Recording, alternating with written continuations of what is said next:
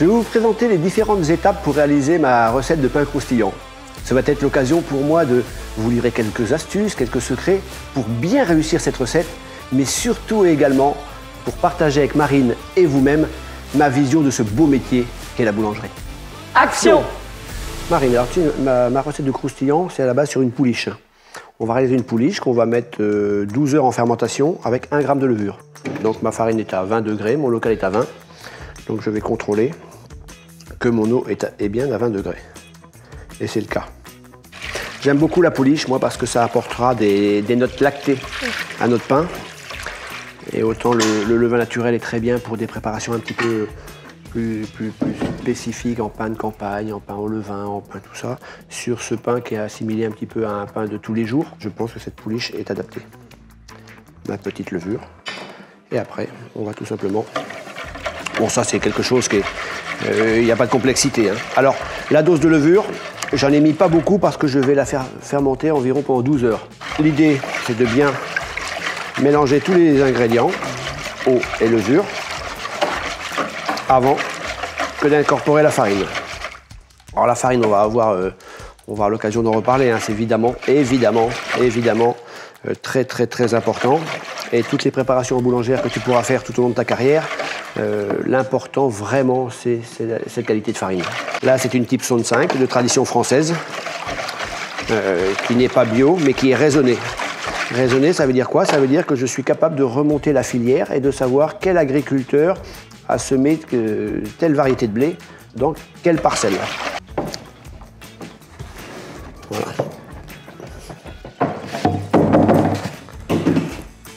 Dans ton apprentissage, tu travailles un petit peu la pouliche, toi, Marie? Pas du tout, on était sur du levain. Ah d'accord, c'est également très bien. Alors, cette recette, je mets de la pouliche et je mets également un petit morceau de levain. Je trouve qu'ils ont des particularités un petit peu différentes. Ça va apporter quoi, le levain? Alors la pouliche, c'est beaucoup plus lactique, et on est dans de la bactérie lactique qui est très longue en bouche, qui nous donne un petit peu cette idée de lait. Et le levain naturel est un petit peu plus acétique et lui apportera plus de caractère à ton pain et nous apportera à mes yeux de la conservation. Et donc ces deux types de fermentation, c'est vraiment pour apporter en base du goût. Parce qu'un bon pain, c'est tout simplement, ça peut paraître évident ce que je vais vous dire, mais un pain, ça doit avoir quelque chose qui a du goût. On va au restaurant, on mange un plat, on veut que notre assiette elle ait du goût, qu'il se passe quelque chose. On aime ou on n'aime pas. C'est même pas le sujet, je dirais. Mais c'est vraiment qu'on doit vraiment avoir du goût. Et la boulangerie, c'est exactement pareil. Toutes les fermentations qu'on fait là, et j'ai choisi cette recette pour vous montrer un petit peu les deux types de fermentation très importantes à mes yeux, qui sont et la pouliche et le levain. Et les deux fermentations vont apporter et du croustillant, du goût et de la conservation. La pouliche est un petit peu physique, hein, il faut... C'est important de bien mélanger, notamment dans les coins, hein, lorsqu'on a des bacs carrés.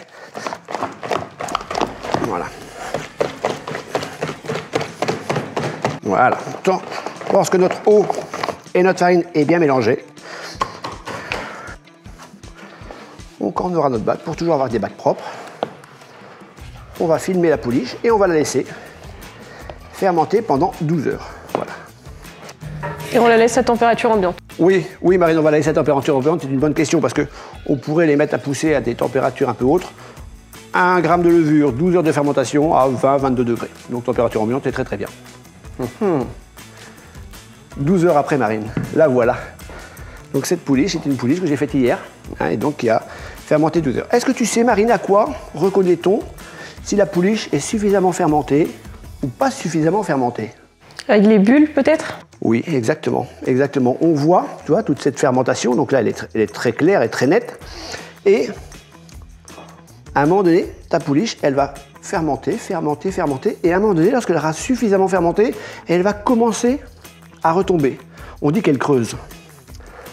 On commence à voir cette ligne-là, tu vois.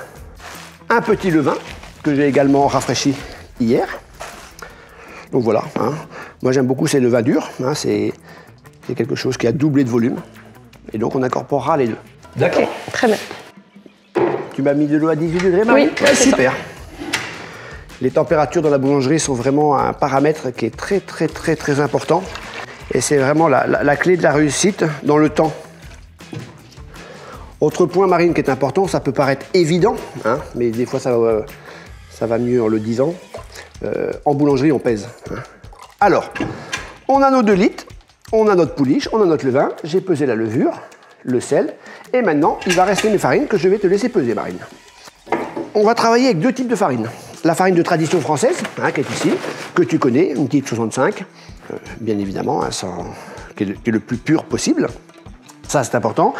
Et je mets dans mon pain cette farine-là, comme tu peux le voir, qui est très très crème, très jaune. Et cette farine-là, pourquoi je la mets? Parce qu'elle va m'apporter une couleur de mie qui est, je trouve, très agréable. Hein, ça va vraiment tirer sur le crème, et ça, c'est plutôt intéressant. Et c'est de la farine de blé dur. Le blé dur, qui est très connu dans le monde de la semoulerie, pour faire des pâtes alimentaires, mais incorporée à des dosages intelligents dans nos pains, je trouve qu'elle nous apporte une petite note, je dirais presque beurrée. Pour réussir en boulangerie demain, il faudra se différencier. Il faudra essayer d'innover, il faudra essayer d'avoir des nouvelles idées. Et je pense que travailler avec toutes ces différentes farines, ça peut être une clé justement pour te différencier et faire voir que tu cherches et que tu trouves. Ça, c'est important pour moi. Comment tu es venue au métier, toi, Marine? Mes parents sont dans la restauration et j'ai mon grand-père qui est pâtissier. Donc, je suis partie naturellement dans les métiers de bouche, en fait. Ouais, c'est bien. Et tu fais également un petit peu de pâtisserie ou non? J'ai fait un petit peu de pâtisserie. J'ai commencé par un bac pro boulangerie-pâtisserie. Donc, j'ai les 2. Mais je me suis plus spécifiée après dans la boulangerie. Ah bah c'est bien. On a les mêmes affinités. Ah. Parfait, super, impeccable.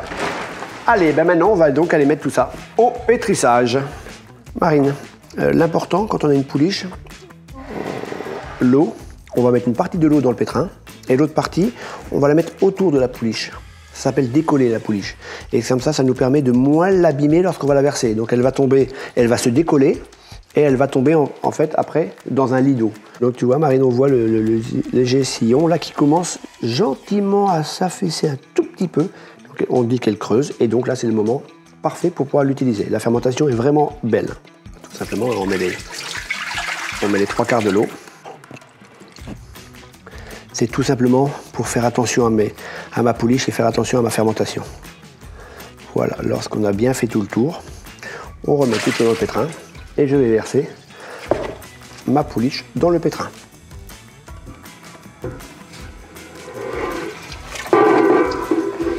Allez, voilà. Hop.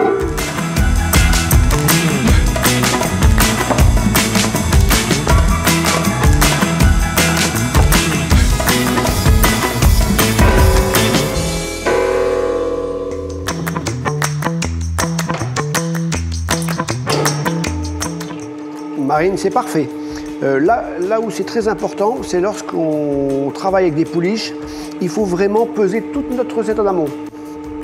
Et donc on part sur combien de temps là de pétrissage? Alors, je pense qu'on va être globalement sur 5 minutes en première, 1 minute 30 en deuxième avant le sel. D'accord. Je sais, toi Marine, que tu le sais, mais pour vous qui nous regardez, c'est vraiment cette phase de pétrissage est vraiment très importante parce que c'est la clé de la réussite pour avoir une belle pâte. On n'a pas à rester tout le temps devant le pétrin, mais c'est vraiment bien de surveiller la pâte à ce moment-là, parce que si la pâte elle a besoin de quelque chose, elle a besoin d'un petit peu d'eau, elle a besoin d'un petit peu de farine, elle a besoin qu'on nettoie un petit peu le pétrin, eh bien, il faut être là, il faut le faire vraiment le plus rapidement possible. Voilà. Je veux vraiment que ma cuve soit bien propre, bien nickel, que ma pâte soit joliment mélangée avant d'incorporer cette deuxième vitesse en pétrissage. Et maintenant, on va rentrer un petit peu en deuxième pour former au mieux ma pâte. On n'a pas incorporé toute l'eau donc au démarrage. J'ai gardé un petit peu d'eau que je mettrai en même temps que le sel. On appelle ça bassiner. Pourquoi je fais ça? Ça me permet d'avoir une pâte qui a une consistance bâtarde, mais quand même qui n'est pas trop molle, qui va faire en sorte qu'elle va se pétrir beaucoup plus rapidement. Là, vraiment, c'est une pâte qui me plaît. Hein, et elle se décolle, elle est bien lisse. Elle se décolle très largement de la cuve. Et ça ne sert à rien, à mes yeux, d'aller plus loin. Allez, on met le sel. Et on va incorporer gentiment notre eau.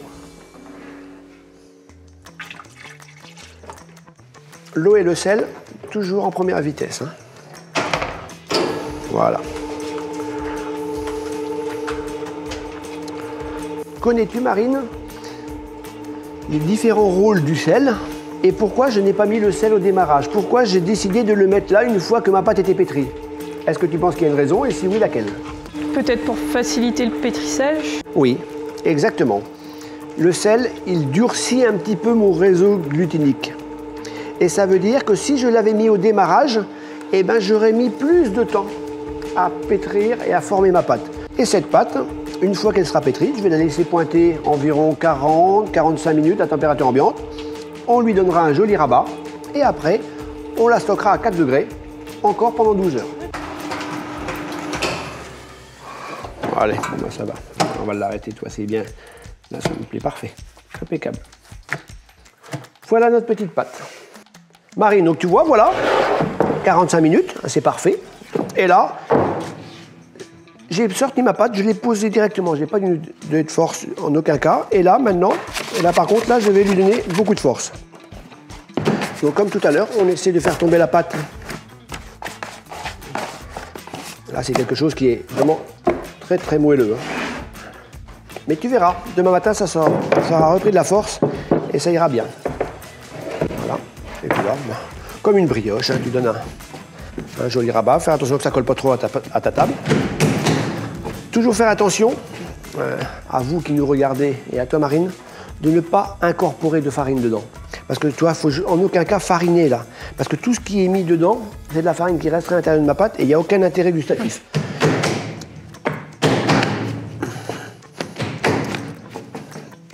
Voilà. Tu vois, cette pâte qu'on a là dans notre bac, qui est toute flasque, et tout, et là c'est super. Et donc demain matin, dans 12 heures, eh ben, on prendra ça et on fera des jolis pâtons. Ok. Ah, tu es gauchère, toi, Marine? Non, droitière, mais toujours fait... D'accord, mais c'est bien, pas de souci. Ça ou le couteau, c'est pareil.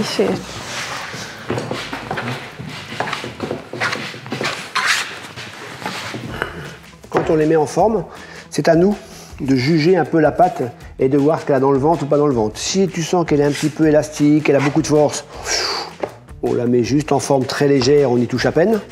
Et si par contre, on se rend compte qu'elle est un petit peu faible, eh ben on la resserre un petit peu plus. Hein. C'est ça qui est beau dans ce métier, c'est que il faut sans arrêt travailler avec le toucher. Exactement, sentir. On doit mieux sentir les choses. C'est pas le plus facile, mais comme tu fais, c'est bien, avec très peu de chute, c'est bien. Parce que plus on a de petits morceaux qu'on rajoute à notre pâte, et plus on perturbe un petit peu la baguette. Et toi, Marine, pareil, tu aimes bien tout ce qui est longue fermentation? Oui, tout ce qui est, ça apporte plus de goût, du goût, c'est plus sympa, je trouve. Voilà, alors, lorsqu'on a pesé, qu'on a mis nos petits pains en forme, il faut les laisser reposer une dizaine de minutes. On les laisse se détendre et dans 10 minutes, on va façonner. D'accord. Comme bon nous semble. Notre pâte est légèrement assouplie. Après, le façonnage, je peux te montrer ma façon de façonner, mais après, toi, chacun a sa façon, chacun sent la pâte. L'idée, c'est de se dire, il faut que je sente la pâte et que je vois si je la serre beaucoup ou pas. Okay. Bon, cette pâte ayant beaucoup de fermentation, il y a plein de fermentation dedans. Le dé, c'est de ne pas trop la dégazer. Toi, c'est d'y aller très très mollo. Moi, je la replie une fois. Là, gentiment, je la tends un petit peu, toi. Je tends ma pâte et quand je vois qu'elle est suffisamment tendue, hop, j'arrête. Pour ensuite lui faire une petite soudure le plus nette possible. Mais toi, c'est pas trop serré parce que je sens qu'elle n'en a pas besoin plus que ça. Okay. Une fois que je l'ai comme ça, je l'allonge gentiment. Et puis ce pain, c'est la soudure qui est là, qui va être sur ma toile et qui naturellement au four va s'ouvrir. Okay. Donc je la mettrai comme ça. Je pourrais mettre de la farine, mais comme j'ai la farine de blé dur dedans, je mets dessus, sur ma baguette, un petit peu de semoule, ce qui permet de changer un petit peu. J'aime bien avoir des toppings un petit peu différents sur mes produits. Je prends mon pain et je le pose à plat dessus, comme ceci. Donc ça c'est bien, tu vois, c'est super. Hein, c'est régulier, c'est propre. C'est pas trop, on les a pas trop serrés, on les a vraiment bien façonnés. Ça va aller tout seul, ça. Et dans 1 heure, direction le four. Ok.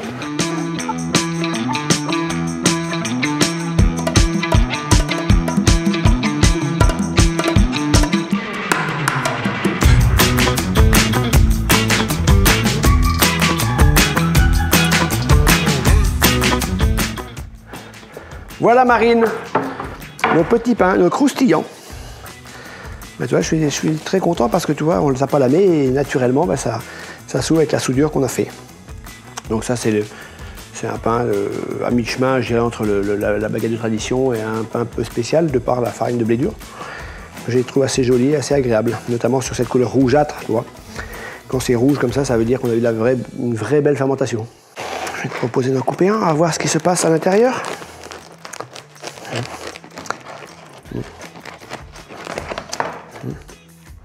Voilà, c'est joli, on n'est pas blanc, hein, on est crème. Et puis on voit bien comment on façonnait. Ouais, on a une belle fermentation, donc ça c'est super.